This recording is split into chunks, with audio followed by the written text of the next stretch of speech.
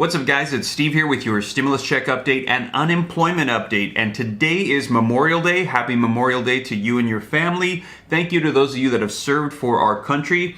And with it being Memorial Day, that means today is the deadline, the official cutoff that Congress had self-imposed to get something done. And as you know, there is still no stimulus deal. So we're going to be seeing their response as Democratic leaders are saying if GOP leaders do not get on board, they're going to move on without them through the process of reconciliation. It's an old expression, fish or cut bait. I think we're getting to that moment. We hope to move forward with Republicans, but we're not going to let them saying no stand in our way.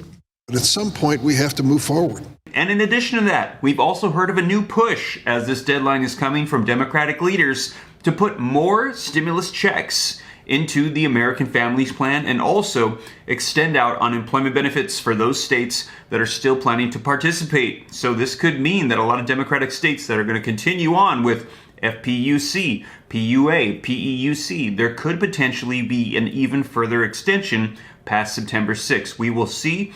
We're going to dive into some video footage and some articles today and get you caught up on the latest. So, going to get you caught up on, as of today, May 31st, 2021. But before we do, if you could do me a quick favor, just takes a second. If you like and appreciate these updates, don't forget to take a second to smash the like button, leave your comments, and share this out on social media platforms. Those simple gestures help me out a ton. Thank you so much. And if this is your first time here, don't forget, hit the subscribe button, turn on the notification bell, follow me on Instagram at SteveRam3, and if you'd like to see what trades I'm doing in crypto or in stocks, come join the Patreon group. But with that being said, you guys, let's go ahead and dive right in, and I'm going to get you caught up on the latest with what's going on with stimulus in Congress. All right, so first, let's take a look at this article that's going to have some video footage that just came out. We're going to be hearing from the White House's Pete Buttigieg on the path forward to getting a stimulus deal done and an agreement, and seeing if there can be a compromise between Democratic and GOP leaders. Then after that, we'll take a look at the new push that's come out to extend out further unemployment and stimulus checks. But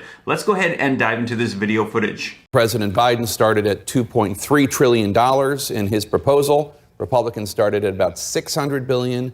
Now President Biden has gone down to $1.7 trillion. Republicans say they're at nearly $1 trillion over 8 years. You still want more money for rail, and you still can't agree on how to pay for it. When you and I talked on the show 6 weeks ago about it, you said the president wanted major action by Memorial Day. So what's next? Is the White House going to make another counteroffer? What's the plan? Yeah, so this week Congress is out of Washington, but it's very much going to be a work week for us and for the conversations that are ongoing with Congress.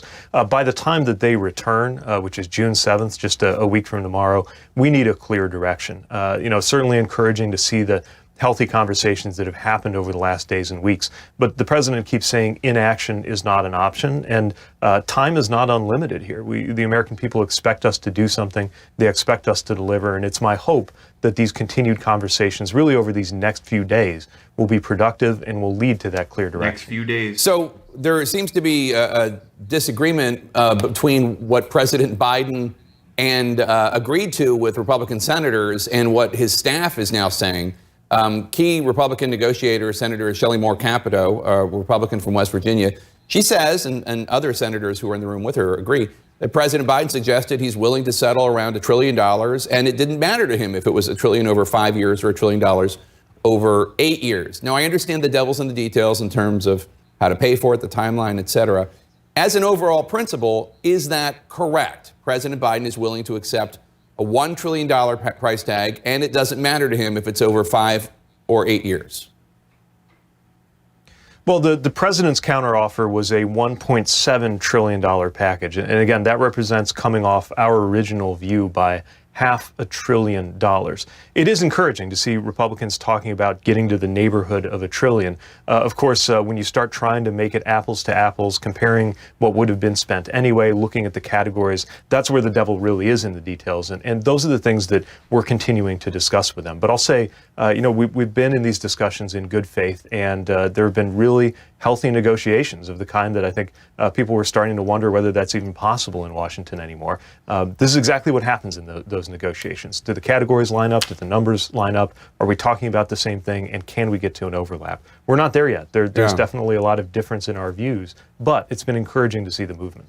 So So just to translate for folks out there who aren't staying up to speed on every single one of these details, when Secretary Buttigieg talks about the money that would have been spent otherwise, he's talking about infrastructure and transportation money that's just automatic in the budget. And the suggestion has been made by Democrats that the $1 trillion or almost $1 trillion counterproposal the Republicans have made over 8 years is really only a couple $100 billion more than what automatically would have been spent. Right? I'm hearing you correctly. I believe that that's the correct assessment. So my question is, do you think? Yeah, exactly. Does that mean that they're negotiating in bad faith? No, that's the thing. I mean, we've been very above board when we're in these conversations. The charts are out, the numbers are there, and obviously there are a lot of different ways to talk about the same thing.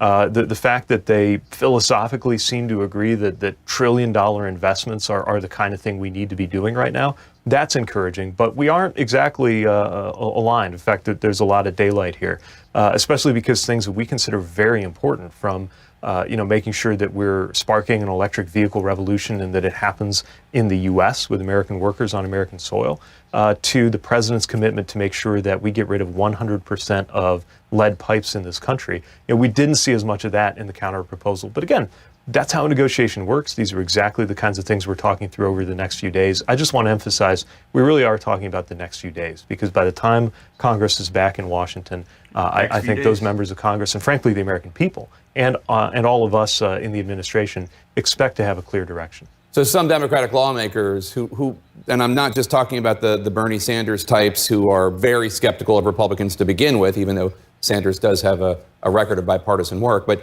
some people who make a tradition of it, who normally cut deals, they say, you know what, Buttigieg, you've negotiated enough. The Republican counterproposal isn't much more than the U.S. would have spent anyway. You're wasting your time. Take a listen. It's an old expression, fish or cut bait.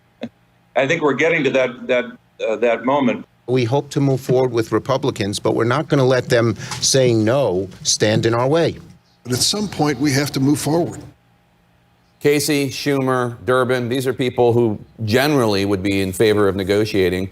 Are you basically saying that in the next week, if there isn't an agreement, Democrats are going to go it alone?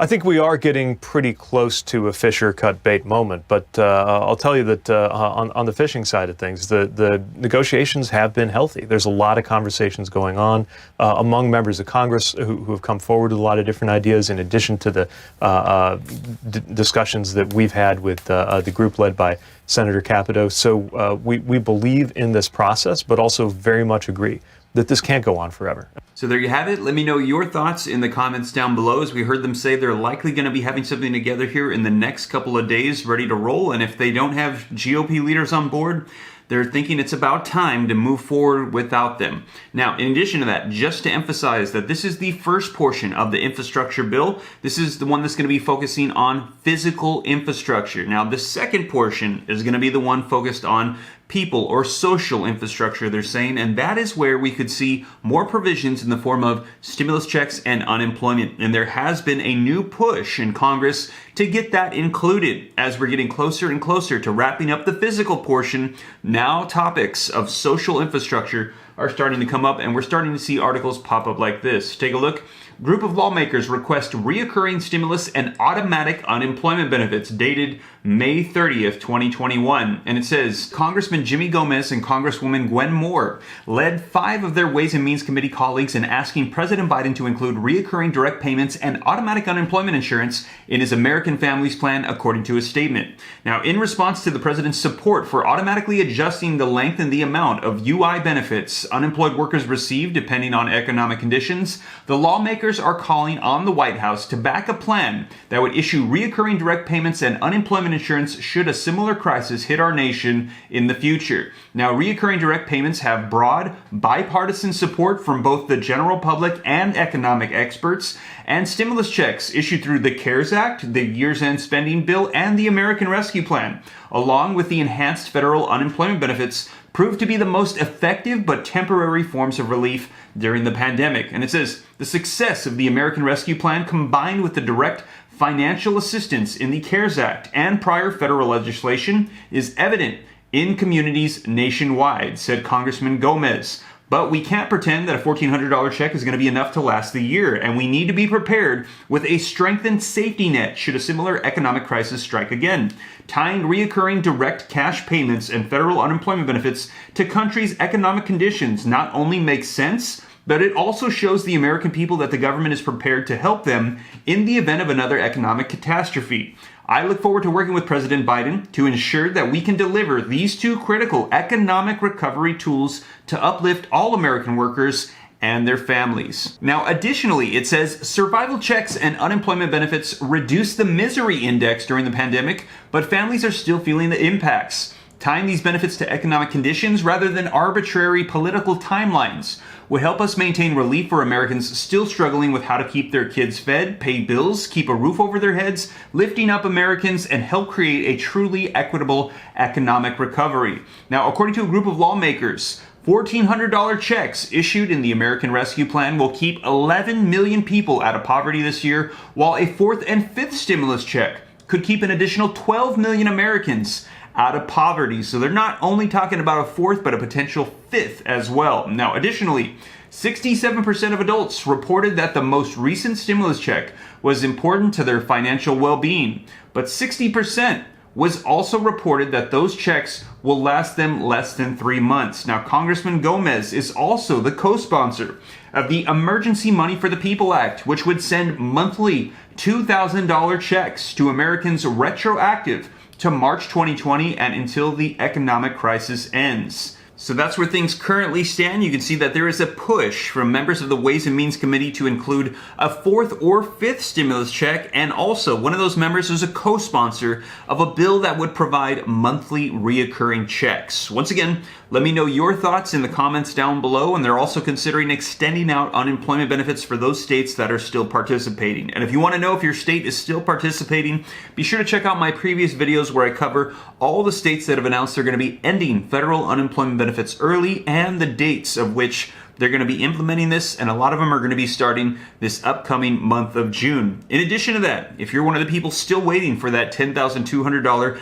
tax refund on the taxes you paid on unemployment in 2020 that's going to be waived, be sure to check out one of my previous videos that I just uploaded as well, letting you know when you can expect to see that. But with that being said, you guys, I'll be sure to keep you up to date as more information rolls out. It sounds like we might hear about new stimulus provisions in these bills coming here in the next couple days. I'll be sure to keep you up to date once again. And if you guys have made it this far and you haven't already, don't forget to smash the like button if you like and appreciate these updates, keeping you up to date on all these topics. And if this is your first time here, don't forget, hit the subscribe button, turn on the notification bell, follow me on Instagram at SteveRam3 if you got any specific questions you want to send my way, and don't forget to join the Patreon group if you want to see what trades I'm doing in stocks and cryptos. And with that being said, you guys, I hope that this reaches you well, hope it was helpful. I'll be sure to keep you up to date, and I will catch you in the next video. Take care, God bless. This is Steve.